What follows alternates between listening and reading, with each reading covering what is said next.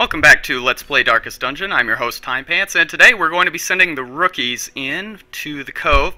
Now, we're going to be taking The Rock, Malabis, Orlabar, and Gand. I already don't like any of their names. So, they're not long for this world, but hopefully Orlabar and Gand do at least make it to level 6. We are lacking a level 6 of both classes, so let's hope that we can, let's hope we can keep them around. I'm going to prepare a little bit heavily. Since they are level 0, they are not terribly hardy. So we do want to protect them as best we can, make sure that our investment, because I did dump quite a bit of money getting them ready. Actually, let's take a couple more herbs, because I think we can use these in tandem with Barbaric Yup. And so we'll have to eat the dodge penalty for 1 round, but we won't have to, I think after that we can cure the debuff, and then we won't have to suffer the negative effects for that long. So basically we're paying 200 gold for Barbaric Yup, like to make it not suck.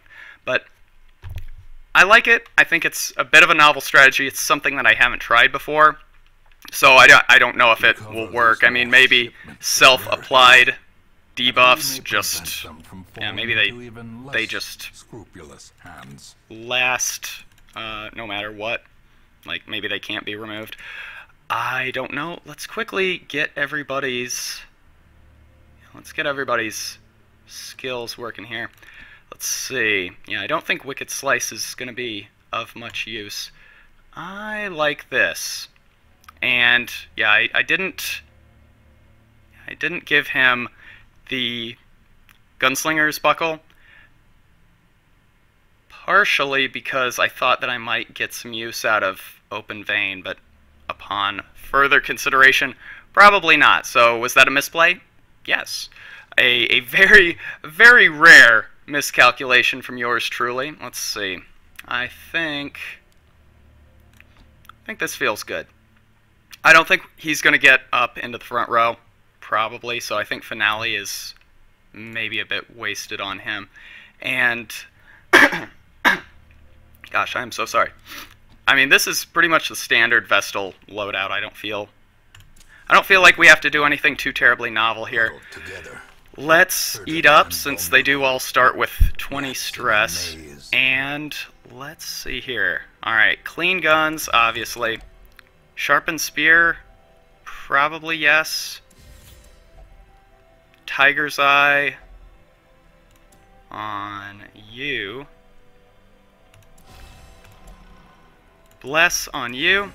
And look at that, we still even have some time left over. Bandit Sense or Uncatchable. Well, this is Gather 3 Ancestors Relics. Maybe the scouting would be a little bit better.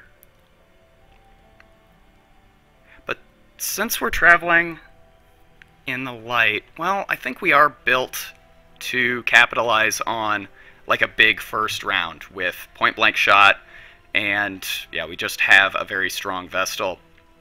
And being able to apply bleed is pretty good. I wish I could know how much that actually influenced darn. I wish I could know how much that actually influenced the surprise chance. This is fine. I mean, yeah, we're probably going to be able to Iron Swan this thing down pretty quickly, and this is why we bring the Eldritch Slayer's Ring. One thing that I had noticed had been a problem previously was that,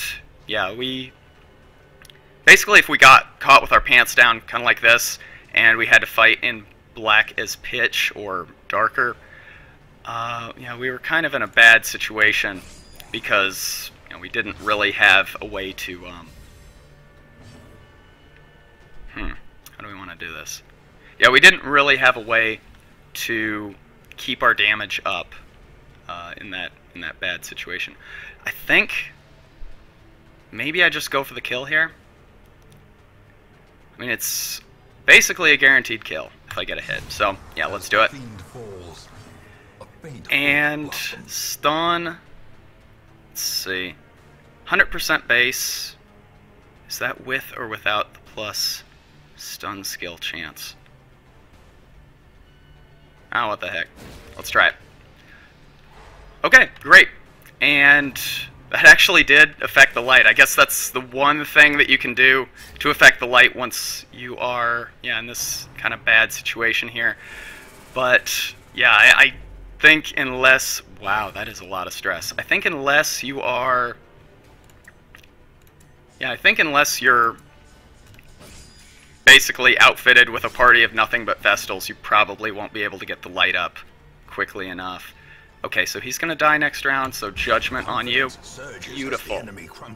Wonderful, and we should be able to expect a kill here.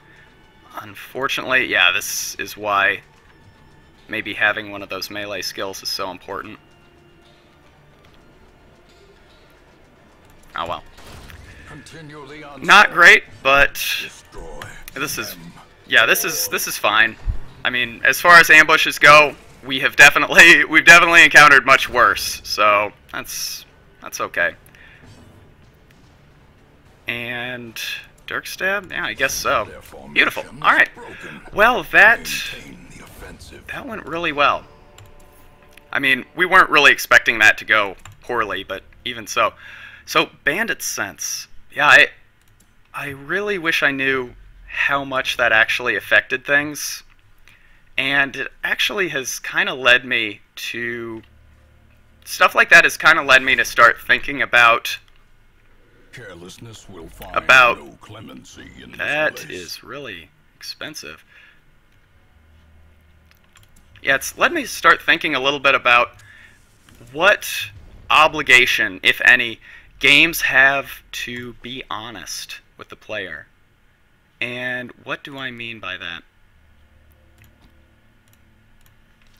Well, I mean, you know, is it fair? Is it right? Is it something that players should expect or be frustrated by when the game isn't transparent in terms of its mechanics? So I've said several times that I'm a really big fan of fighting games. Like Street Fighter 4 is one of my favorite games of all time. I don't think it's necessarily the best fighting game ever made. That distinction is actually belongs to Street Fighter 3 Third Strike. But fighting games aren't really very clear. They aren't really transparent in terms of their honesty or their forthcoming nature with the player.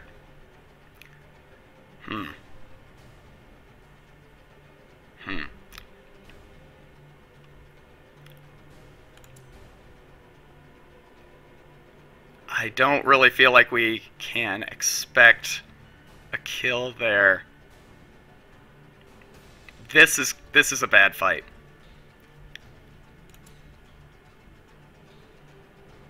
This is a bad fight. All right. I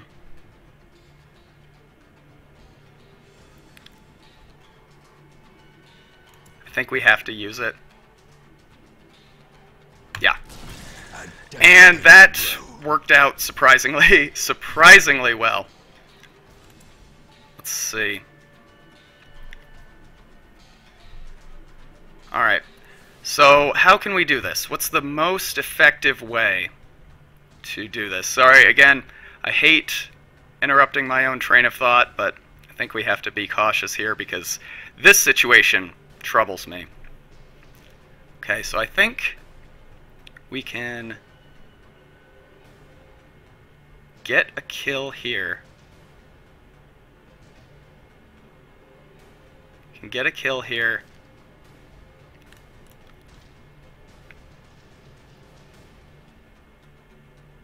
Gosh. And if we can get a kill here, then maybe we should do that. Okay. Yeah, let's try it. Give them no quarter. But yeah, something like fighting games are not terribly transparent in their dealings with the player. By that I mean, like, if you know anything about fighting games, then you know that frame data is like a big component of high-level play. Knowing how many, the game runs at 60 frames per second, and knowing how many frames... I don't think we can expect to get a kill.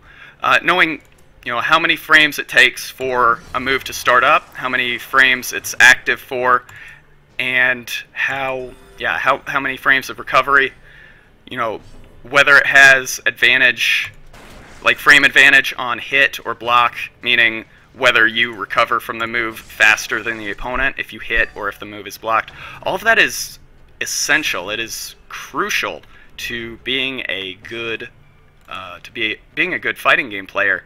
You have to know that stuff, because just for a very basic example, that was not the move I should have done.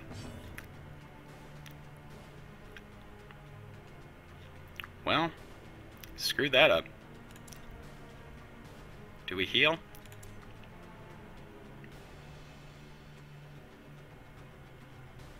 No.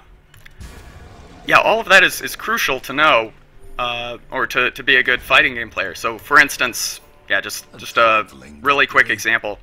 Let's take Street Fighter 4, because that's the game with which I am most familiar. And yeah, we'll use Ken's close standing jab. It starts up in 3 frames, and I think it's active for 2, and then it recovers in like 5, I think. Sorry, I'm not 100% sure on this, but basically the important takeaway is that on hit, it has a frame advantage of +7, which means that any move that starts up in 7 frames or less it will combo afterward. It will link. So you recover faster than the opponent is able to block, and yeah, no muss, no fuss. You get your combo, right? You get your damage. Let's see if we can make use of those medicinal herbs. And you know what? I'm the #1 stunner. So none of that information is in the game. If you wanted to know that, you would have to go to an external site, something like shoryuken.com. I'm not sponsored by shoryuken.com. But yeah, you would have to go to like an external site to find that information out. And so my question is, are games obligated to be honest with you?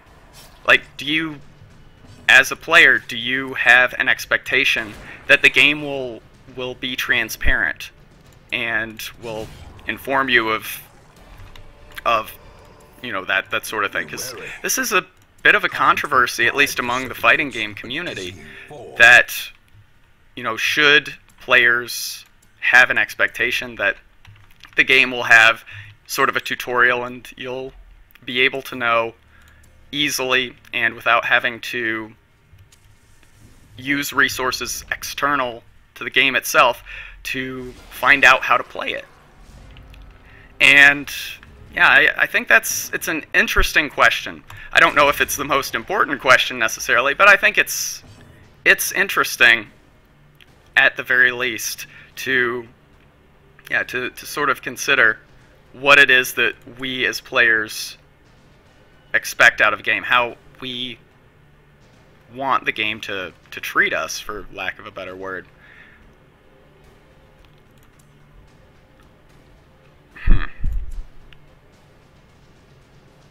I think we can expect to get a kill here. Sorry, my allergies are acting up. That's unfortunate. Another game that kind of comes to mind is Undertale. And without getting too spoilery about Undertale, because it is a game that really should be experienced kind of the way it was meant to be played, Undertale messes with the player like a lot. And the game is not really meant to be played once and then put away. There's a lot of variation in the endings, in the gameplay, and it is all sort of based on how much, you know, how much you know about the game, how, you know, the way that you've played, the way that you have interacted with other NPCs, things like that. And none of that is made clear. Absolutely none of it. It is fairly opaque as far as your interaction as a player with the mechanics of the game. I mean, none of that. You could very easily miss a massive amount of content just basically because you had no way of knowing that it's there. And of course, you know, this is the internet era where we're all millennials here, probably. If you're Generation Z and tuning into this, I'm genuinely flattered that you think I'm cool enough to come into your home. That sounded really, really creepy. Generation Z people, I do not really want to come to your home. I want to be very, very clear about that. But I mean, this is the internet era. This is the information age, and I really messed up.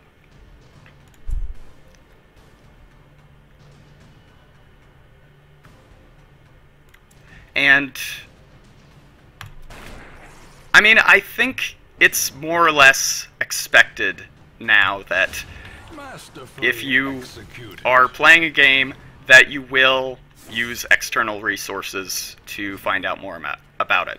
I think that's a pretty reasonable expectation. And I think And I think to some extent that has made game design a bit, I don't want to say lazier because that has really negative connotation, but it impugns more responsibility upon the player for like understanding the mechanics of the game and like actively pursuing that knowledge outside of the playing space, outside of the game. And is that a bad thing? Is that a good thing? I don't know, but I don't know.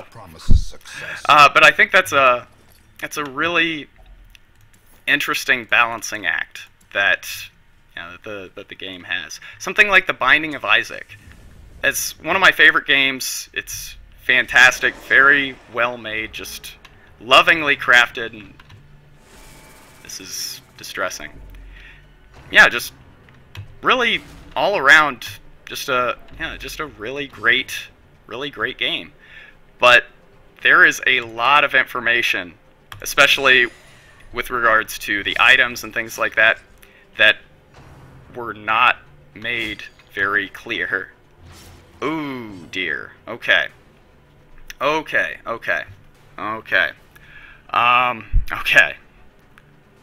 Let's see, I think Grape Shot Blast is probably the way to go here because it will put him... It will either kill this brawler or it will put him on... Yeah, it will put him in a situation where he'll die next round. Okay. Good. Alright, bandage up, obviously. And if it bleeds... I think we try and kill this one. Okay, so we have a kill here.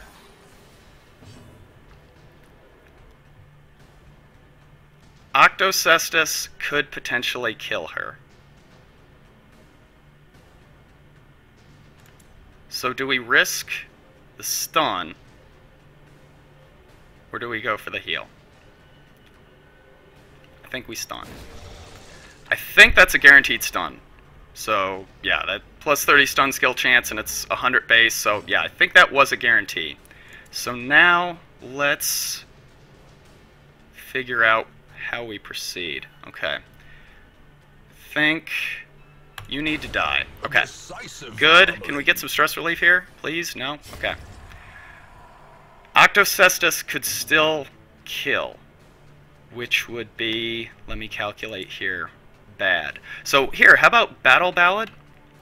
+3 speed, so we have a much better chance of getting our turn before he gets to go. I'm a genius. Thank you so much. Game, set, match. Alright, so now we stun. And now we get a bit of healing. A bit. Just a bit. But now I think we're in a pretty good position to take this thing down. Probably. Yeah. Great. Okay. Beautiful. But yeah, like, for instance, there was a secret character in Binding of Isaac called the Lost. And, you know, if you have played Binding of Isaac, then, yeah, you already know, sort of, there was a bit of controversy. If I had known, if I had only known. And again, transparency of mechanics, because you don't know which of those, you don't even know the percentage chance of what's going to happen or any of the possible outcomes until you interact with it, right? And we just haven't seen that thing enough to really have a good idea of all of the possible outcomes. But yeah, like, the mechanical hazards possessed by evil intent. The Lost was a secret character in Binding of Isaac, and like, that's a little bit different because, yeah, it was a ARG is what what it was called. Basically, the entire, you know, there's this entire meta game where, yeah, there's this entire meta game where there was an expectation that the players were going to get online and collaborate and, you know, figure out how to find the Lost. Like, there's a lot of clues kind of hidden within the game. I think we probably should stun. Yeah, there were a lot of clues kind of hidden in the game as to, you know, where to find the Lost.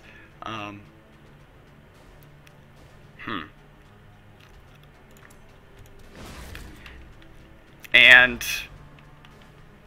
it was designed to be sort of a shared collaborative gaming experience, which was very interesting. And then, yeah, like I said, I don't know if you followed it, but somebody basically data mined the game and figured out how to get the Lost without having to jump through all of the hoops that the designer Edmund McMillan sort of put in there for players to have to overcome. But even outside of that, like, yeah, even outside of that, there are a lot of things in Darkest Dungeon which are definitely not transparent to the player. Like, for instance, like, what a lot of, that's really annoying, could be deadly. There are a lot of components to the gameplay that, yeah, are really not clear. Like, the first time that you find something like Breath of Life, there's a very reasonable chance that you will have absolutely no idea what it does or how to use it. You know, there are a plethora of items out there where, yeah, you encounter them and you just have no idea, like, what it even does or how it works, how it interacts with anything. And,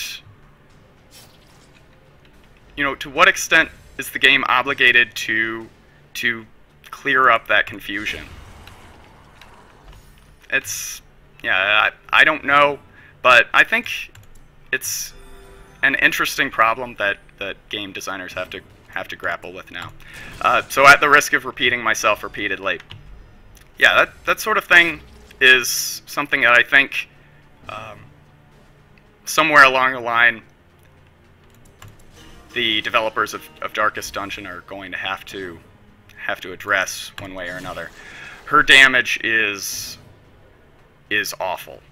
it's really, really bad. Fortunately, I don't think it's going to present too much of a problem for us, but our run is in jeopardy right now. I mean, no two ways about it. We are in pretty rough shape insofar as, yeah, our health situation, our stress situation.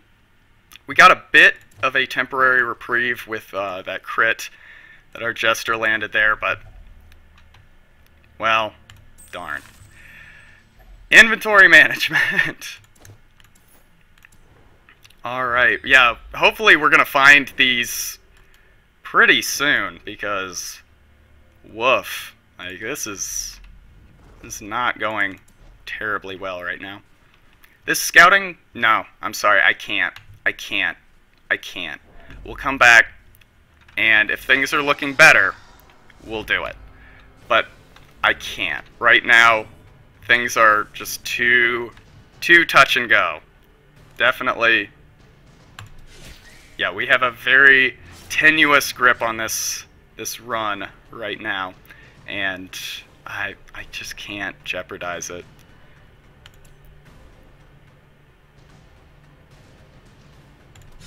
But we're doing pretty well here. Like, this is dead. This should die. We should be able to get a heal here. Yeah.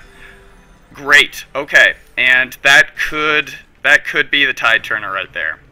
This is a bit unfortunate, but honestly, if anybody had to get hit with this debuff, it's probably okay that it's Gand. I'm not going to get used to that. That's a terrible name. It's really, really bad. And if your name is Gand, I'm really sorry. I'm not trying to be mean, but that's a terrible name, and you should really be mad at your parents for that. I think that we need to... Success. Yeah, I think that we need to kind of reevaluate here. Inspiring tune? Yeah. Now, if I remember right, and again, this is a case where the mechanics are not exactly made clear.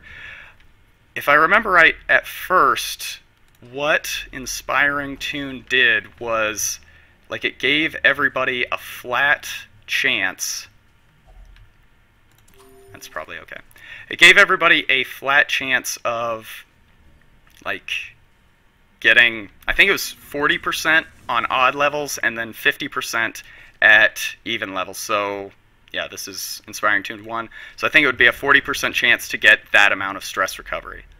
And, like, that's cool, but honestly, the Jester was so bad that I am really glad that they fixed that. Okay, so what am I thinking here? I'm thinking we check here, we take whatever loot we can get, which is admittedly not much, and then we double back this way, go up here, and then come back down, because we know there's not any treasure here. And hopefully this will prevent us from having to fight too much, because things are okay right now. Like, we've definitely taken care of the major issue, which was, yeah, just our Hellion, the rocks stress.